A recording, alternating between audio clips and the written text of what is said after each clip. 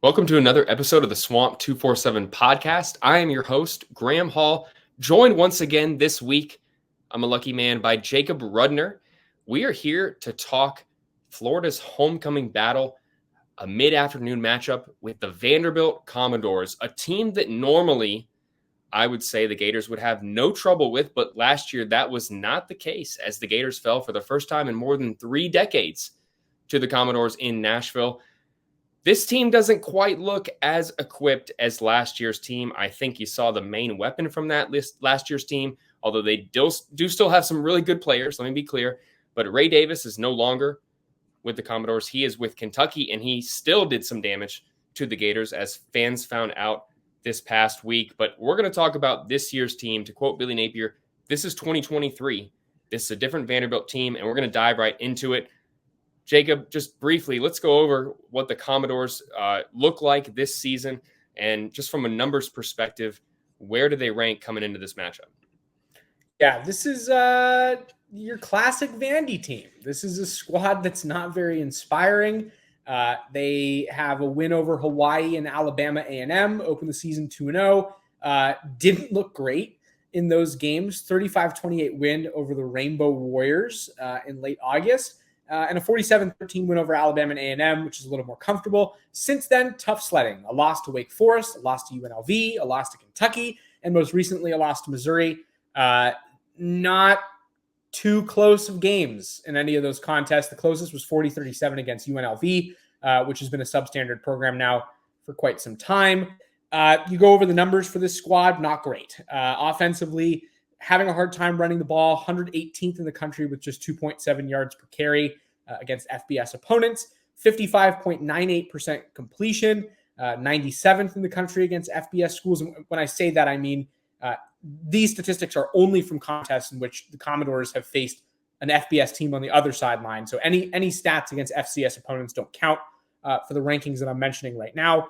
5.15% sacks on total offensive plays. That's okay. 54th in the country, so they've protected the quarterback at a decent rate.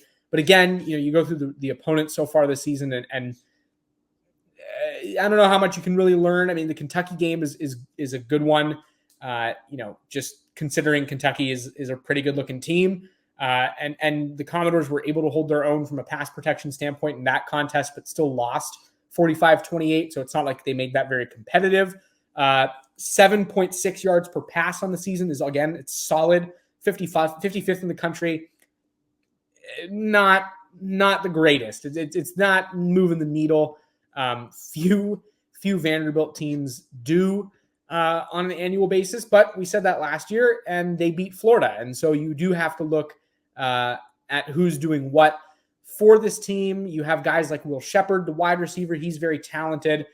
32 receptions for 443 yards, which is impressive. 7 touchdowns already on the season, which is excellent.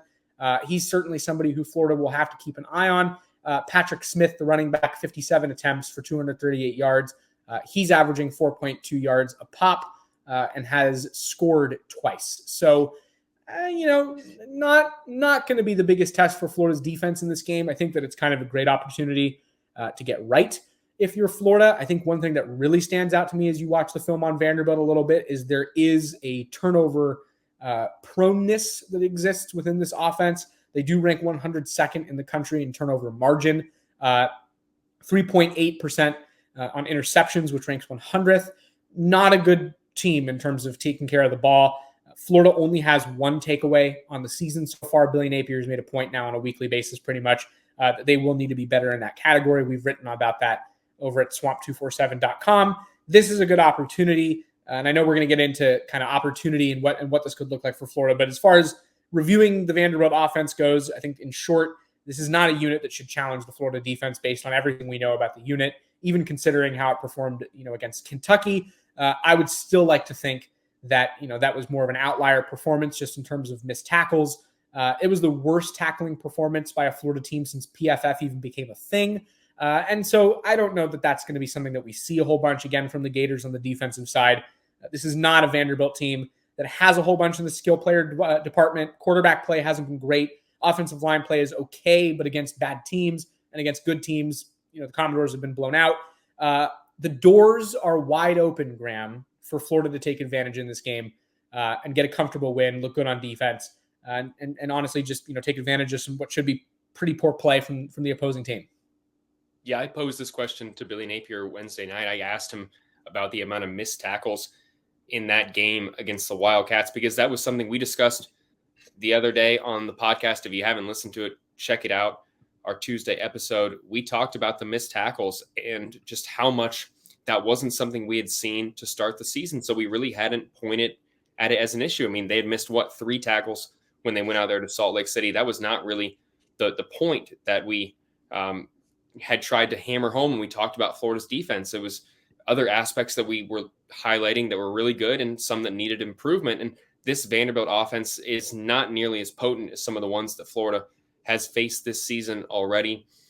But I do think a lot of the focus continues to be, if the defensive performance is an outlier, as we've mentioned, a lot of the focus is rightfully on Florida's offense. The offensive line, Florida establishing the run. It looks like in this game, since we last had an episode, Florida's going to be without several offensive linemen. If you missed any coverage, go to swamp247.com to get the latest of what Florida's depth chart is looking like and maybe who could be on the field if the Gators don't have some of their starters able to go, from Kingsley at center, who is listed as questionable again, to Austin Barber, who is questionable on the depth chart. How will Florida be able to establish the run if they lack the continuity that Billy Napier has pointed to that is so important for this team to get on track and to be able to play where they believe this unit is capable of playing at? So for Florida's offense, the focus this week, it's, in my opinion, Jacob, it's going against a defense that statistically is not impressive, and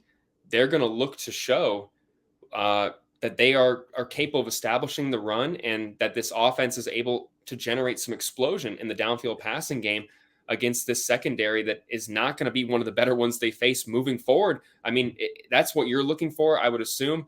But what other aspects of the offense are you looking to see Florida execute on Saturday afternoon against the Doors? Yeah, I mean, it's a good question. I think as much as I'm going to be looking for Florida to tackle better and continue to be sound in its pass defense, equally we will have to be focused on how its offense looks so far this season. It's going to be facing a defense, like you said, Graham, that is not very impressive statistically, has gotten kind of gashed in every phase so far on the season. Nothing really particularly standing out in terms of defensive performance from the Gators. 4-2-5 scheme that they're going to be facing. So, that nickel defense is going to be common against the Gators. Will that allow for, more downfield passing? I think if Charlotte was any indicator, I'm not so sure that Florida is going to try to be too aggressive in its downfield passing game. I think it's content to try and live in that short to intermediate range. And whether that's because that's, just what Billy Napier feels like he has in his quarterback, Graham Mertz, and that's what will allow Mertz to continue to be as efficient and effective as he's been so far this season. Possibly it could be about skill positions too, or pass protection. It's hard to run deeper plays because those take longer to develop.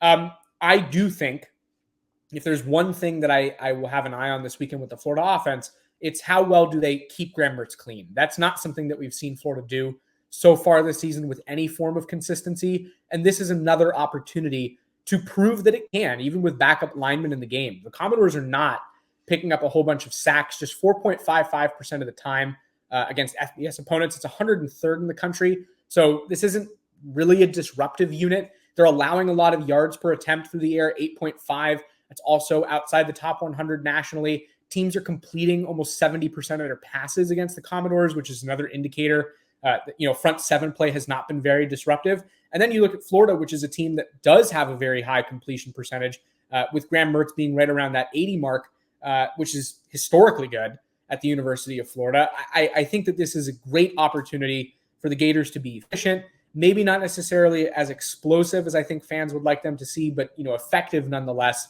I don't anticipate a whole bunch of bad completions in this game for the Gators. I can honestly see this being a rout and one that Florida really needs. I think that this is, and also, before I even move on, I should mention offensive line play will directly impact the ability to run the ball. And Florida has not done that well so far this year either. It's actually been a real struggle for Florida to get things going on the ground. especially when you compare it to what they were able to do last year. But you look at the numbers, and again, opportunity. Vanderbilt's allowing 4.2 yards a pop against FBS opponents.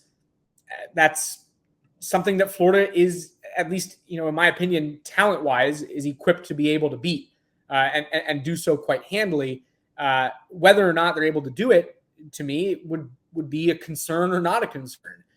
Florida's averaging 4.9 yards per carry so far this season against FBS teams. They're outside the top 100 in per-play rushing production, and they're facing a team that's outside the top 100 in total defense. And so I think that, really this weekend we need to see an efficacy and an efficiency that we haven't quite seen from the Gators so far this season, save for the performance where they score 49 points against McNeese. And so I'm looking for a McNeese-like blowout in this game, especially from Florida's offense. I just expect it to be able to have room to operate on the ground, the air, based on what it's facing. And so there's really no excuse for a non-blowout this week. But I will say this, I do think Florida's capable. I am not doubting the Gators' ability to win in a game where it should be packed in the Swamp. I think the fans have the opportunity to make an impact in this game the same way that they did against Tennessee. And this is against a lesser opponent that Florida really should blow out. And so you put all that together, fans, the environment, being at home where Florida has really played well under Billy Napier, and also Vanderbilt's just inability to play consistently good defense. I like Florida's chances to have a nice offensive game on Saturday. I think that kind of brings us to one of our keys to the game in my mind, because I was going to mention just the crowd atmosphere, because I talked about this the other day. This is, you've seen how bad Florida can be when they've gone on the road, but at home, this is a team that plays a lot better. I think that they do have that edge about them at home. They just benefit from playing there and finding that, bottling it. So when you go on the road, you can play up to, I hate to say standards because that sounds like, coach speak in a sense, but really what you're capable of playing to, that's really the key here for Florida. I don't really doubt their ability to play well at home. I know that they have had some disappointing losses at home in the Billy Napier era. LSU comes to mind when Jaden Daniels had that, career 6 touchdown performance last year. I'm not saying it never happens, but against an opponent like this, it should give Florida an edge in the game. And that's definitely one of my keys to the game, along with Graham Mertz continuing to stay efficient.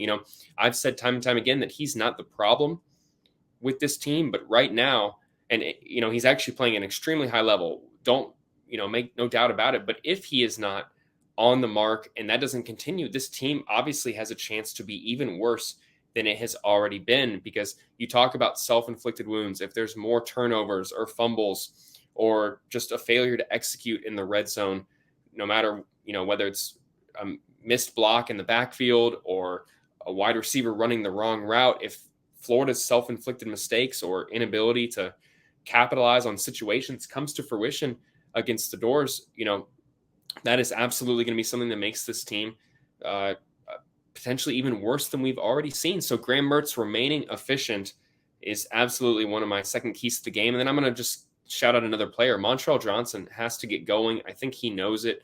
He understands that he is a weapon more than he has displayed within this offense. I think that he was extremely limited against Utah. He never had a chance to really get going, and then they didn't go to him as the game progressed.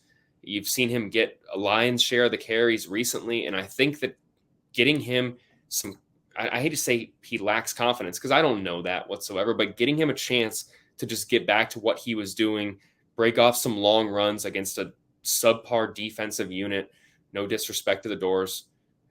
I just think that if he can get going and take some of the pressure off of that backfield, the offensive line, doubting their ability to create holes right now, that would go a long way in some momentum for Florida moving forward, because there have been calls for Trevor Etienne to play a larger role. And you and I have talked about where Etienne is as a pass blocker and ways that he can improve in that regard, and how maybe that dictates his usage within this Florida offense at times.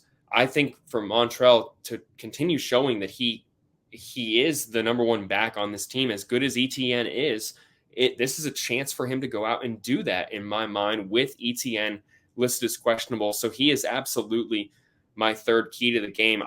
may have stolen some of yours, Jacob, but the floor is all yours. Just where are you coming at for your keys to the game? What does Florida need to do?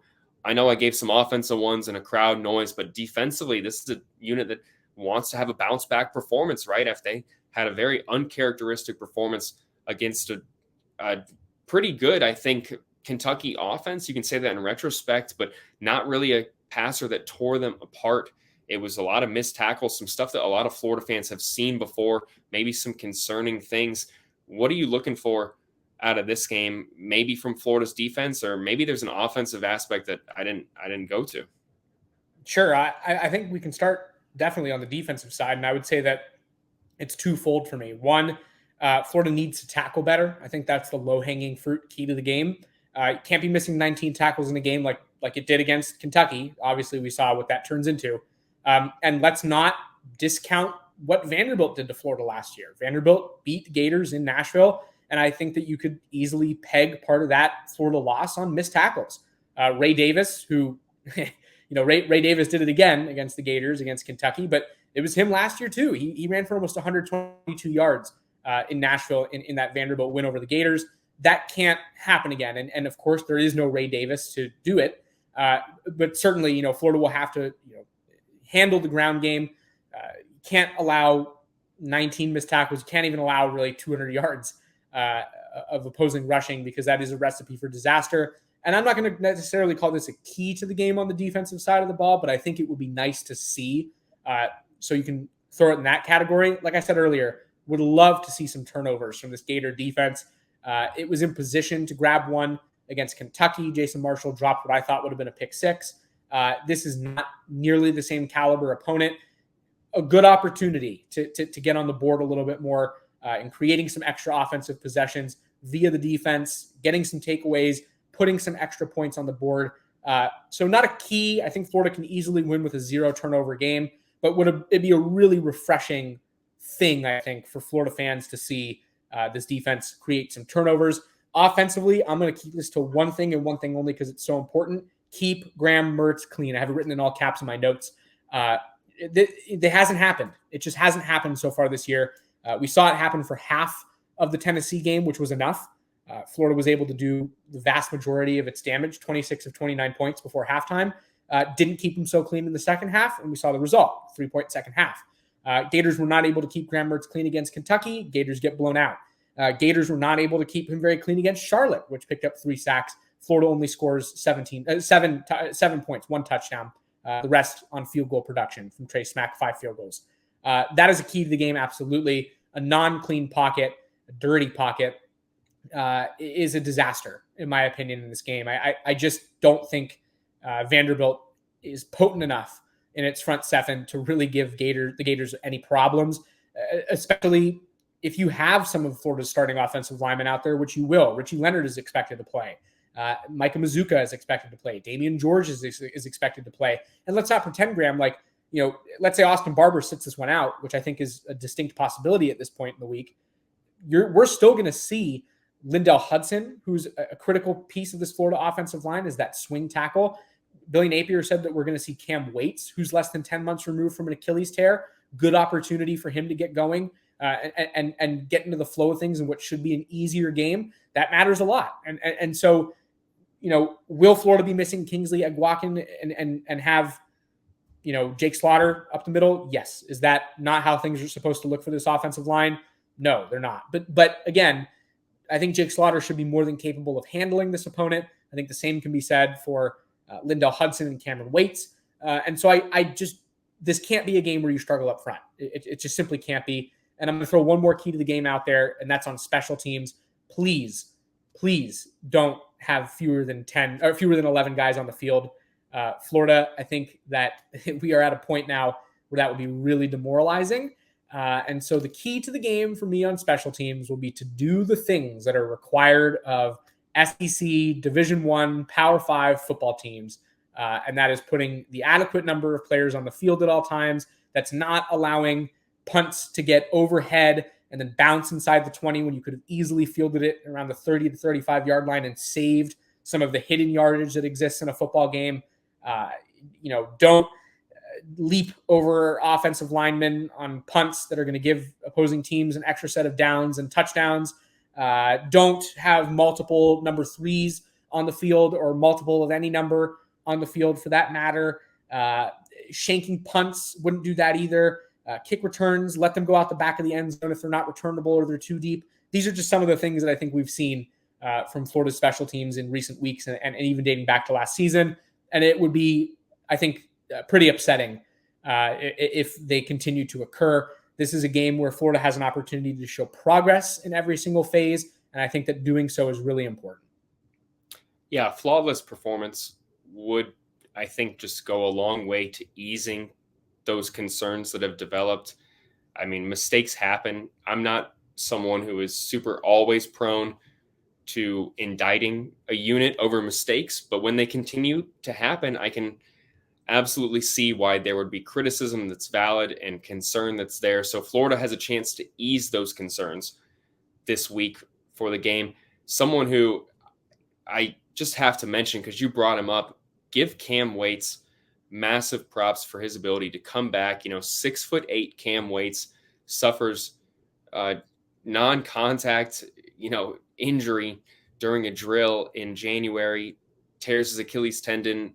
Many people would have thought his entire year was gone and he could pick up where he left off at this time next year, but he must have attacked his rehab. I mean, there are some athletes that it takes them more than a year to come back from that. So for him to be able to do that and now be on the field 9 months later, I think that's just, we talk so much about the game and the storylines, but from a player highlight standpoint, that is someone that just deserves his props when he steps on the field on Saturday. And no matter how many snaps he ends up playing, because we'll have to see what Florida's offensive line does look like, it's just very impressive in my mind that Waits is back and able to contribute. And I can't help but feel good for him that he's going to be able to see the field this year.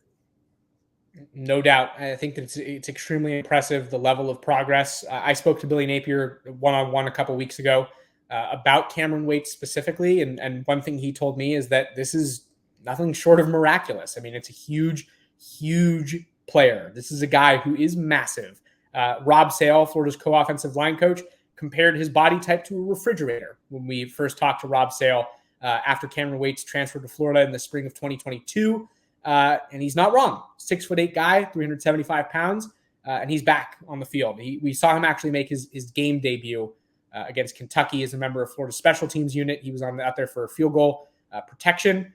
And now it sounds like he has an opportunity to play some offense a little bit. So I'm excited to see exactly what Cam Waits looks like after some time away from the game and truly how ready he is to be out there. I do think, and I've said this on the Swamp247 message board, that he is a talented player, somebody with a whole lot of potential in this game, and it should be good. I think it'll be interesting, to say the least, to see where he's at and maybe get a little bit of a measuring stick on him as far as how much he might be able to contribute against some higher level opponents as Florida gets into the second half of its schedule. Speaking of refrigerators, I made something pretty cold last week. That was my take on the Florida-Kentucky game. It did not pan out the way I envisioned. I thought Florida was going to win a close contest. 24-20 is what I picked, and that did not play out whatsoever. But I get another week at redemption, as do you, Jacob, to be correct once again in your prediction.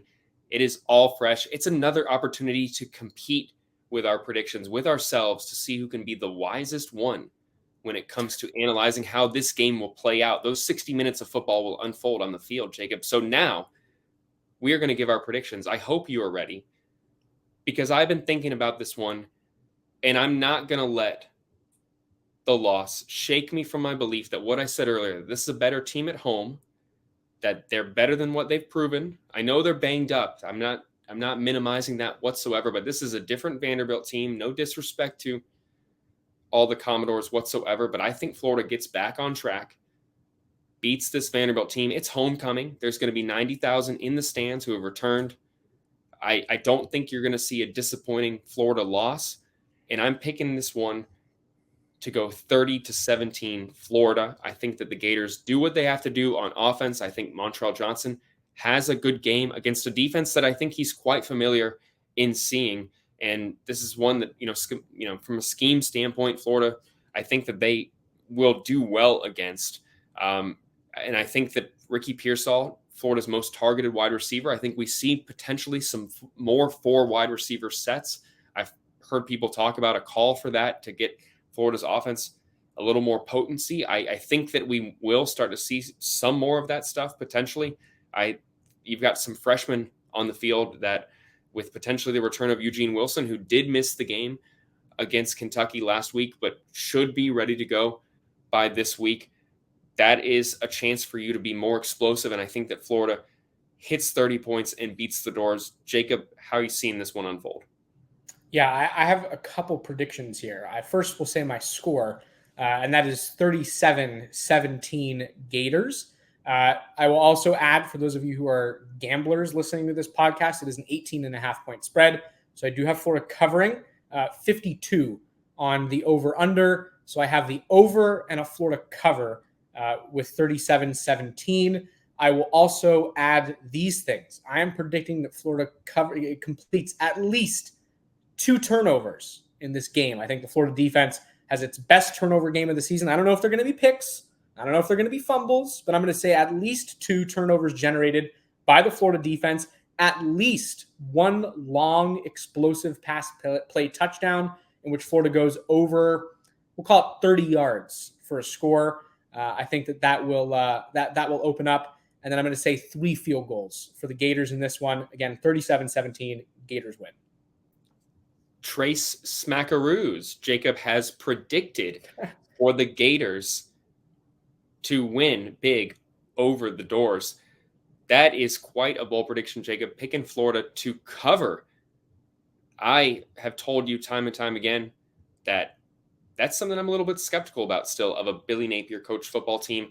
I would love to be proven wrong and eat some humble pie, some crow, like I did last week. You'll have to find out next week on the Swamp247 podcast if that's going to happen, or if Jacob and I are correct in our predictions that the Gators get a big double-digit win over the Doors. This has been another episode of the Swamp247 podcast. I'm Graham Hall, joined by Jacob Rudner. We'll see you next time.